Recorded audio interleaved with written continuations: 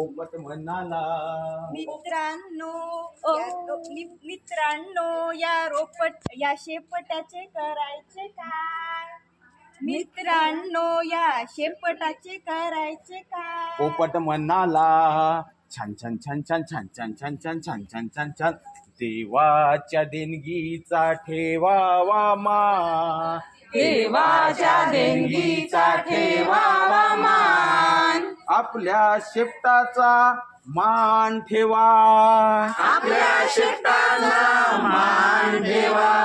तर काय होईल? नाहीतर काय होईल? बिन शेपटाच्या माणसागत शेपटाच्या माणसागत आमचे शेपूट गळून जाईल. आमचे शेपूट गळून जाईल. शेपटीवाल्या प्राण्यांची पूर्वी भरली सभा.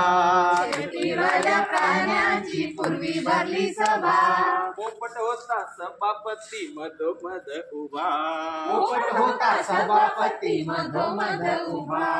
हे बघा, आपण आता प्राण्यांची ओळख. कुत्रा शेपूट केव्हा हलवतो, मांजर शेपूट केव्हा हलवते, घोडा शेपूट केव्हा हलवतो, त्याप्रमाणे गाय शेपूट केव्हा हलवते. गाय आणि तिचं शेपूट आणि तिच्या शेपटाचा उपयोग.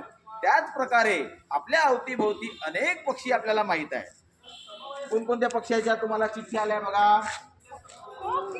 कोकिल, कबूतर. कोकिल काय करते बेटा? Good, very good, very good.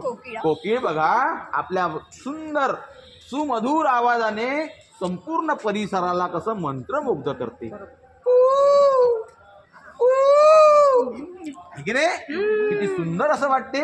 आणि त्यानंतर कबूतर गुटुरगु. आणि चिवचिव करणारी कोण आहे? चिमणी नाही, तिला आपण काय म्हणतो?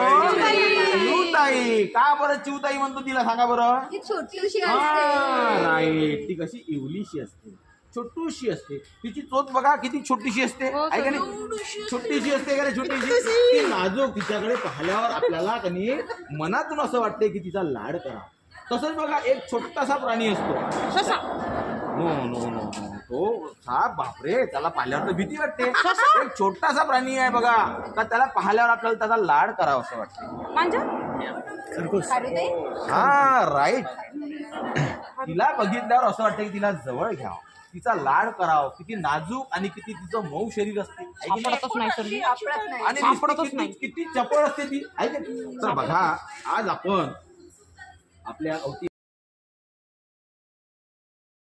हे जे आज मी तुम्हाला शिकवलेलं आहे, तर उद्या बघा तुम्हाला ज्या ज्या चिठ्ठ्या आलेल्या आहेत त्या त्या चिठ्ठ्यांमध्ये तुम्हाला त्यांचं चित्र काढून आणायचं आहे. आणि सोबतच ज्याला गाईचं चिठ्ठी आली त्याने गाईचं चित्र काढायचं आणि आपल्या त्या गाईची माहिती लिहून आणायची. सोबतच कोकिळ्याची चिठ्ठी जिला आली, हा, तिला कोणती आली? गाय. हा, तर गाईच्या बद्दल 10 ओळी माहिती आणि गाईचं चित्र तुला काढून आणायचं आहे. बघा, बरोबर? तुला काय आलं रे बाबा? कुत्रा. हा, बघा, कुत्र्याचं चित्र, तो त्याच्याबद्दलची 10 ओळी माहिती तुला लिहून आणायची आहे. आलं का लक्षात सर्वांना? मला लिहिता नाही येत ना गुरुजी. मी ना घोडा पाहिलाच नाहीये ना. अरे, कसं घोडा कसा पाहिला नाही तू? नाही पाहिला ना गुरुजी. आपल्या पुस्तकामध्ये आपले नवरदेव जाते ना. आमच्या गावात नवरदेव घोड्यावरून आला. नाही, आपण कसं आहे आता टीव्हीवर पण पाहतो आपण. खरखुरचा म्हणता गुरुजी? नाही, तुला खरखुरचा नाही, तू पाहिला असेल, तुला पाहायला असला असेल, तुला आई बाबांना थोडीशी माहिती विचारायची त्याच्याबद्दल.